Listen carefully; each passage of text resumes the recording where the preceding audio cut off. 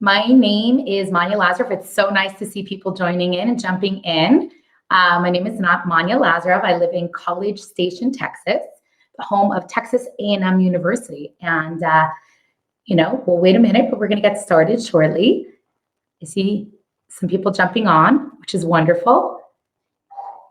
So together with our 6 kids, we run the Chabad at Texas A&M University that caters to the students and the community here in College Station. Now, as you can imagine, gearing up for Passover, for Pesach, usually is quite an experience. We usually anticipate about 100 at our Seder, give or take, 100 each night, full of students, full of people that come on in. Hi.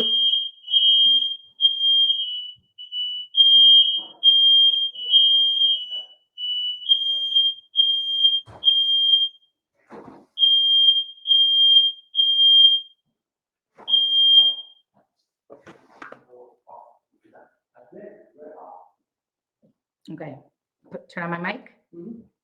Hi. Okay, we're live here. Good evening. So nice to see people from Toronto, from different locations joining us together here at Chabad.org live. So we get to learn together and spend an evening connecting with ideas from the Seder. My name is Manya Lazaroff, and together with my husband and our 6 kids, we run Chabad at Texas A&M University in College Station, Texas. And it's the home of a very large university and a very interesting Jewish life here. Usually at this point, hi from New Zealand. Wow, shalom. Awesome. I love it. People from all over the world having this amazing opportunity to connect together. Long Island, there we go. Awesome. College Station right here. So I'm not sure how many of you heard of it, but there's a very large, diverse university here. And for the past 13 years, we've had the opportunity to bring Jewish life to the campus here. And we're so fortunate. And what we've seen is that every year at about this time, we're gathering together to really get the preps underway for very, very large, very, all-involving Seders. And usually it's about 100, 120 the first night and about 90 the second night, very large crowds gathering together, to celebrate and to connect. And what's interesting is when we moved here, I found that there were some holidays that were more popular. People knew about them, people heard about them, and some that people hadn't really heard about. And so we saw that we had opportunity to really bring people through the doors and connect in different ways. Now, Passover, for some reason, had really, really good PR, meaning people knew about Pesach. Maybe they had experiences, in Hebrew school. Maybe they were taken to their grandparents' Seder, or maybe for some, that was the one time a year they did something Jewish. And I found that for all other holidays, it was kind of like getting the word out there, but for somehow Passover really was popular. People loved the Seder. People would show up. This was a very big highlight of a lot of young people's year. And obviously this year, things look very different around here. The city is quiet. But what we found is that our Jewish Aggies, our students from around the world, are looking, that are normally joining us for the Seders, are looking to make their own Seders. And they're looking to bring Passover into their own homes. Maybe they went for spring break and now they're at home in different parts of the country or different parts of Texas, and now they need to bring Passover home. So what we're going to do tonight is take a look at some of the experiences that you've had. Maybe you've been at a Seder, maybe you have one yearly. Yeah, for sure Hashem wants you to watch. Join us. Maybe you do this yearly, but we're going to hopefully revisit a lot of those symbols that we kind of see all our life or at different Seders, and we're going to re-examine them and see what's the practical takeaway from this experience. Okay, if Passover has such good PR and so many people know about it and it's so popular, what's something we can do to walk away from Passover uplifted? So Hasidim, we always say that every holiday has a theme and an energy and a message. And, I ask students, what do you think, the message of Hanukkah? Okay, light over dark, very clear. The message of Passover is freedom, okay? In the Haggadah, it actually says, B'chol dar vadar, chayav adam lirot et atzmo, ki'ilu hu yatsa mimitzrayim. loosely translated as, in every generation, a person must believe that it's as if they've left Egypt. That's so interesting, because on a practical level, like, really, how many of us really relate to that? How many of us really relate to, like, oh, I'm enslaved and I'm leaving Egypt? That's such an interesting thing. So I did what we do around here. I took an Insta poll, because obviously if you want data, an Insta poll is, if it's on Instagram, right? It must be true. So I took an Insta poll, and I really wanted to see the spectrum of different people and what their own highlights of their Seders, or their most memorable moments, or the symbols that when I say Seder, what's the first word that pops into your mind? So if I say Passover Seder or Pesach, what's the first thing that pops into your mind? What's the word association that, what's the association in your head? And it was so fascinating to see the different answers, because some of the answers I got were a holiday, an opportunity to get together. And I said, okay, what about the Seder? And our Insta poll gave me a large variety of answers. Some of them ranged from different foods that were significant and were really, really a deep connection to the Seder experience. And some of them were songs that the family sang. And I got a lot of feedback about how this was the opportunity they connected with their grandparents or their cousins and their family, or maybe this was the once a year they got together with, distant relatives, and family was a very big answer in this one. And some it was their grandmother's brisket, and for some it was the matzo ball soup, and everyone had different answers. And they ranged from, 4 cups of wine, matzah, that's definitely significant. So what we're going to do today is we're going to explore some of the significant symbols of the Seder, and we're going to try to understand how can we actually walk away from the Seder transformed. What does this freedom mean to me? This is a story that happened over 3,000 years ago. How can me, walk away from this evening, the Seder experience or Passover, more free? So what we're going to do is we're going to start off with, obviously, one of the first answers we got was, and obviously this poll was to college students, so the answer I got was Kiddush, wine, 4 cups of wine. Of course, we know normally for Friday night, we'll have 1 cup. And here we're having not 1, 2, 3, 4 cups, right, of wine. Obviously, 4 cups that we're drinking.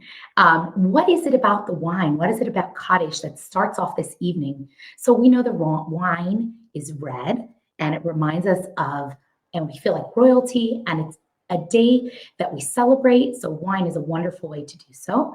But what's so interesting about Kiddush is if you look at the word Kiddush, it means to sanctify or to designate, right? Like the Kodesh HaKadoshim, the Holy of Holies, is the same word as Kiddush. It was, or Kadesh, where we start the Seder. It's a night where it was a location in the temple that was designated for something, okay? A wedding, chuppah and kiddushin. Kiddushin means they're sanctifying, they're designating each other under a chuppah. I am yours, you are mine. You're designated. We are set aside. So what we do, we start this evening with the Kiddush, and we designate this night to look inward.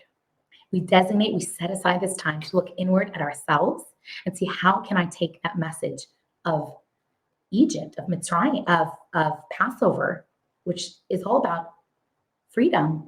How do I take that into my practical life? So really, this obligation to experience this personal freedom, is it just a thing we say? Is it just an idea? Probably not. Okay, so Kiddush, first of all, we're designating the time, we're designating the space to go on this inward journey. What's fascinating about where the Jews were free from. So they were free from Mitzrayim. Now, Mitzrayim is how we say Egypt in Hebrew. And what's fascinating about the word Mitzrayim is it's not just GPS coordinates, right?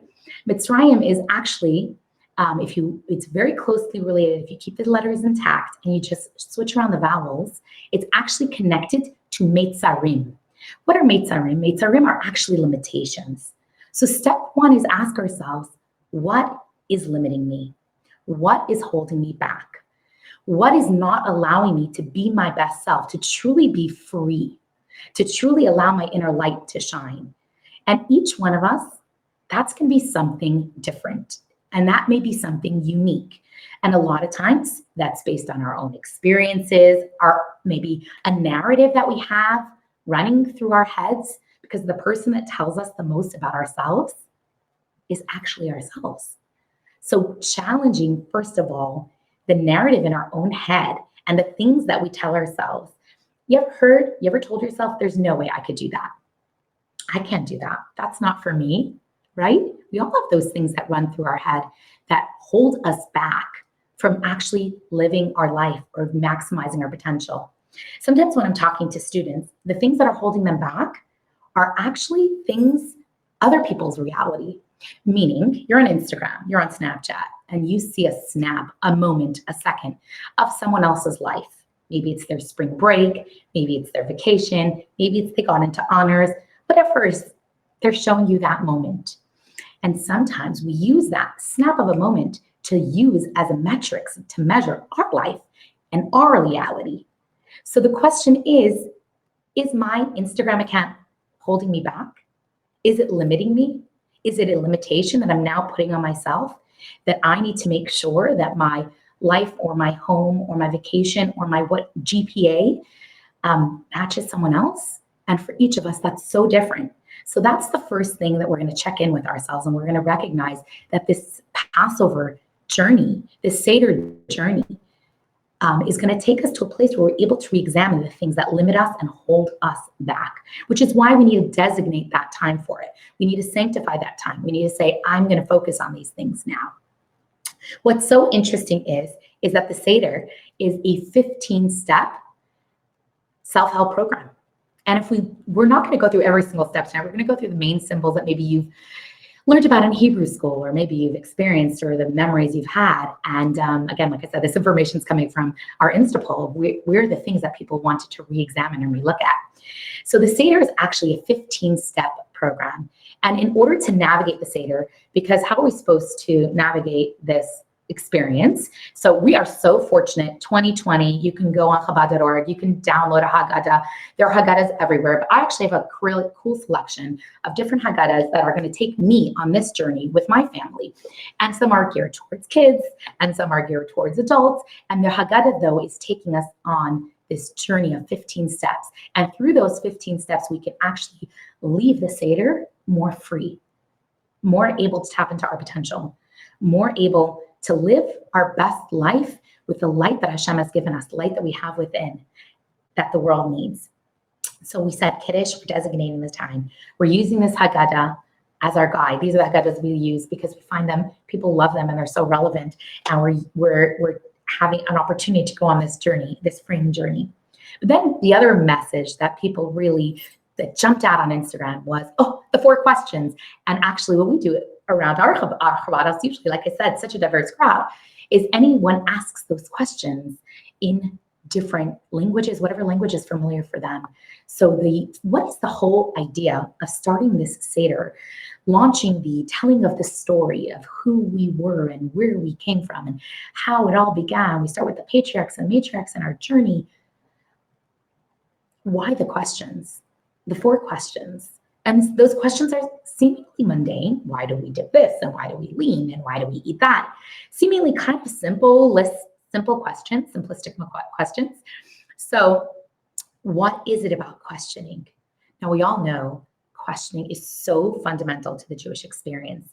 And I always, whenever we're having conversations, learning Torah together, hi from Brazil, learning Torah together with students, I always say the best question you can ask is the question on your mind. Meaning any question you have, Judaism is so focused on asking those questions. And as a mom of 6, it's really one of the things we really try to create in our home, an environment where you can ask questions and you can deepen your relationship with whatever you're curious about. I'll never forget my 3rd grade teacher told me, and it stuck with me, right, for a few years, the only question that's a bad question is the one you hold inside.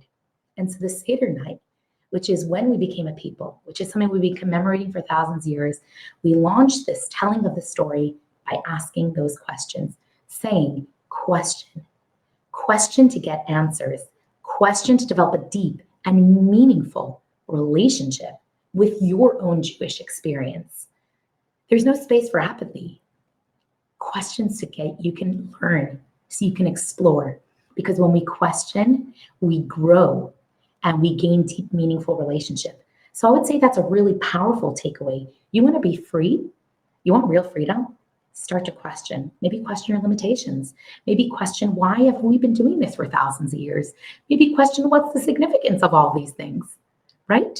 And so many of the things at the Seder are to elicit the question of the inner child or the child in the room, right? The 4 questions asked by a youngest at the Seder, the youngest child. We want the children engaged and connected and questioning and thinking.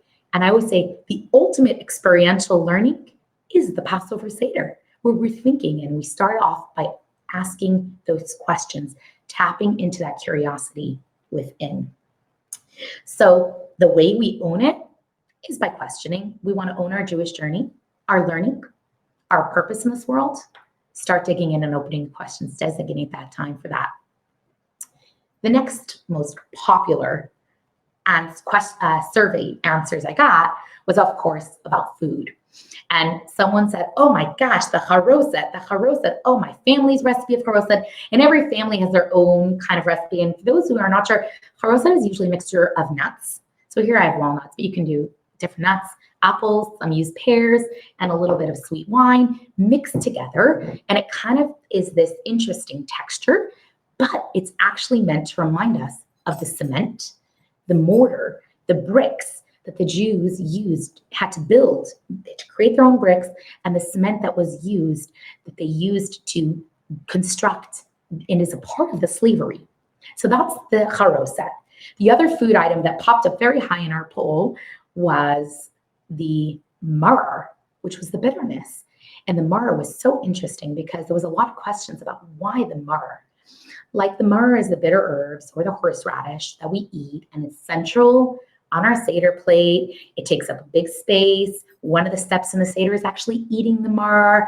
And, everyone likes to see, is the maror strong this year? Is the maror not strong this year? Everyone enjoys that horseradish root. Great for the sinuses. But what is it about the maror? What is it about that bitterness? What is it about the charoset that's reminding us of the oppression? And the other food item, which is so fascinating, is actually the salt water, the karpas and the salt water, also reminiscent of the tears that the Jewish people shed during their slavery, during their oppression. So the question is, what is this obsession with these negative experiences? So over 3,000 years later, I need to eat something bitter or dip something, a spring vegetable into salt water that reminds me of tears. That's what I need to do. That's how I can experience freedom. I was asked recently by someone, what is it? Like, are Jews just obsessed with negativity? Are we just obsessed with past experiences that we can't get through, that we can't overcome? And it's a really good question, because certainly that's not the Jewish way. That's not the Jewish mindset. We like to pick ourselves up. We like to move forward in life. We like to bring positivity into the world and light into the world. But why do we take this night so significant that for thousands of years we do this? We eat these bitter vegetables and we dip a spring vegetable into salt water. And we eat something that reminds us of the bricks, of the cement, of the mortar. What is it all about? So I think sometimes in life that we have a lot of expectations of our experiences. And one of the most challenging things I see for a lot of freshmen in college is they walk in with a lot of expectations, maybe from the movies, maybe from Instagram, maybe from friends of like, I'm going to college and all these experiences are going to be so different. And suddenly there's time management. Suddenly you're alone. Maybe it's the first time you're sick and you're in your dorm and you don't know how to navigate this big city that you're in. And what we have to remember is that the bitter moments in our life, the things that make us shed tears, they're not random and they're not a mistake. And a lot of our experiences and a lot of our disappointments actually sometimes happen from expectations that we're not ready to experience the full goodness and the difficulties. What do I mean by that? So I think that it's so important to realize that negative experiences and failures are actually just as important as the positive ones. So think to yourself, okay, an experience that you had that may have been at that moment very bitter, or at that moment you may have shed tears, and at that moment it may have been really difficult, but there's light and goodness that comes out of it. Last night, after having a hard time sleeping, I was chatting with someone who was also having a hard time sleeping. And I guess there's a lot in our minds right now. There's a lot. The world needs prayers and the world needs healing. And we're actually talking about, through all the chaos, the stress, the anxiety, there's goodness. There's a lot of goodness. There are people who are reaching out to people. The amount of learning that's exploding all over the world, there is goodness. And that's not to mitigate the pain and the suffering, but there is goodness that's going on as well. And life has all the full range, the full spectrum of experiences. So it's not just about the past, the mirror in the past of, okay, our forefathers had bitter experiences. It's about looking into our own lives. And that's also part of becoming free. Maybe it means I need to re-examine one of my bitter experiences and I need to try to see it in a different way. Or I maybe need to get help or support to navigate through it, through those salty moments in life, right? We all have those salty moments where, things are not always going it, but we have to understand that it is part of the journey of life. It is part of the human experience. And the successes and the failures are both so, so important to helping us be free and living our best life. So that was something about that was interesting, though. If you ask yourself about the spring vegetable, because this holiday, we know Passover happens in the spring, and the karpas is that spring vegetable that we dip into salt water. So that's also a reminder that even in the salty moments or in the bitterness, there's growth, there's spring, there's potential. We're going to move forward. We're going to bring new light and more life and more goodness and more amazingness into the world. So for ourselves, when we want to become more free, we can look in the past, see those experiences, but also learn how to redefine them and learn how to use them as to give way to birth to new positivity and new potential in our lives. And obviously, another very, very significant symbol in the Passover experience is the matzah. So I have here hand-baked shmur matzah. You can see, not machine-made, right? This is not perfect, but it's so beautiful. And matzah is we call it the bread of affliction, the bread of our forefathers. We know traditionally we eat it specifically on Passover at the Seder. We put three together, symbolizing all the Jewish people. The Kohen, the Levites, all united as one. And we use this matzah all week long. We eat matzah, and we actually rid our home of chametz. Chametz being the leavened, here, everything challah, also smells delicious. We rid our home of all traces of chametz, this leavened bread, and we transform our homes into a place where we're only eating the matzah. And it's also kind of one of the highlights of the Seder. It's a real symbol that most people remember from the Seder. So the matzah has a really, really powerful message and a powerful lesson for each and every one of us. So the chametz actually, as you can notice, look at the difference between the two, right? So we have our matzah that's simple, flat, flour, water, made in a rush. And we have, of course, a lovely challah, risen, more complicated ingredients, a lot more complex to make, right? And our challah, or our chametz, made of the different grains, and is allowed to rise. The chametz actually represents ego, self. And the matzah, simple, represents humility.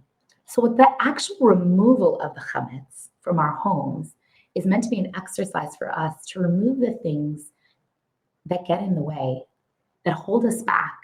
And many of them are sourced in ego, okay? Our ego gets us in big trouble a lot of times, right? Our ego says, that person hurt me. They're not thinking about me. On my ego, a lot of our hurt comes from a place of ego. And so this exercise of eating and crunching and munching on matzah all week long is actually meant to help us, right, go through this exercise of checking in with ourselves and seeing what are things within my nature within my personality, within my experiences, what are the parts of my ego that really get me in the way? So the exercise of matzah is actually, can I make space for others? Can I make space? A lot of college students, the first time they're going off and they're living with roommates, and suddenly making space for others is really, really complicated, right? And how do I truly see someone else's perspective? How do I truly put my ego in check? And that's part of the Passover experience or the Seder experience. And when we remove that chametz from the home, the exercise of cleaning, and we want to take it from our properties and we want to take it from our different locations, the exercise of doing that. And obviously, if you need more information on the how-to of any of these, go to Chabad.org. There's so many resources and classes and an abundance of information out there on how to actually do these things. But these thoughts of my ego, and is it getting in the way of me being free, right?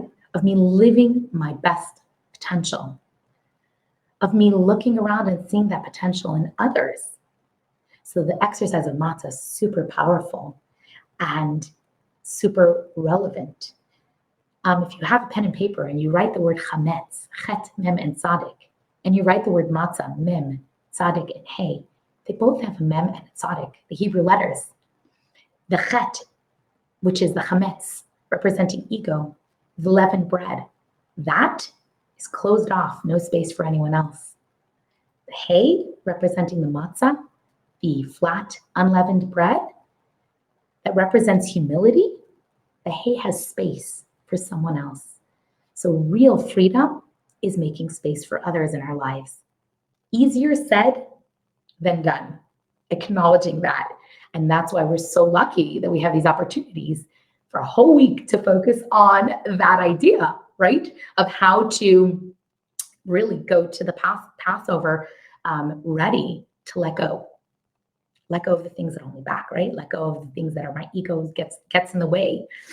And the last thing that really popped up very significantly in our Insta poll was, like I said earlier, time with family and my bubby's brisket, or my grandma's kugel, or my mom's special dish.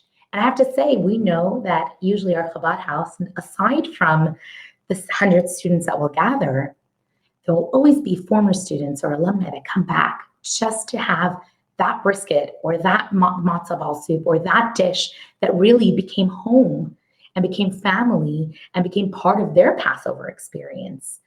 So here's something so interesting. We were talking about the idea of the Seder being so kid-centric. So obviously it's important. Without children, we need to continue the people, we need to continue the generations. Very key, okay? In Judaism, education of our own children is so significant and important and relevant. And that's why it's actually a separate command. V'higadata lebincha bayom hahu. And you should tell your child on this day. That's talking about the Seder. Tell your child of the Exodus. Tell your child of the experience. And so for our students who, for them, their grandma's brisket is so important, right? And maybe now they're not with grandma this Passover. And I can tell you, I've gotten phone calls from students saying, can I get that recipe for this Passover dish or this Passover dish? So the food, it's not just about ingesting the delicious brisket recipe, because again, you can search for tons of brisket recipes and they're delicious, but it's about gathering together as families and passing that tradition on to the next generation. And that's whether we're gathered alone, maybe we're having a Seder alone, maybe for the first time ever, or maybe we're having a Seder with our immediate family, right? But it's also not just the children that are present, but it's also the child within, okay? Can I leave, yes, I visited Egypt, we're talking about the Egypt story. Can I leave my own limitations, the own thing that hold me back this Passover? Okay, can I pass that on? Can I do that by setting aside my ego, by accepting and embracing some of my negative experiences, by designating this time to focus and to think and to ask myself, what's really holding me back? Because each and every one of us has our own unique light that the world needs. And our light is as important as Moses's, as important as Miriam, as important as Esther. There's a part of the world that needs each and every one of us. And when we are holding ourselves back, we're not able to express that light. And that's a problem. So here enters the Seder experience with all those different symbols. And then we look at the child within, but then we don't just go through this alone. We really ask ourselves, and this is where I challenge our college students that may be having their Seder for the first time alone, who is going to make sure that that brisket or that kugel is transmitted to the next generation, not just the food, the Passover experience, a real liberation, of real freedom, of real letting go and making space for others, of really designating and sanctifying this time to look inward and then to look out at those sitting around your table. And even if you're having your Seder alone, those in your life, and see how is it that you can leave Passover more free. So ask yourself those questions. What's holding me back? What am I enslaved to? Because the idea of slavery, not so common for us. But maybe I'm enslaved to my Instagram account. Maybe I'm enslaved to my GPA. Maybe I'm enslaved to my internship or my social media. All of us are enslaved in our jobs, our careers. There's a lot of different things that enslave us.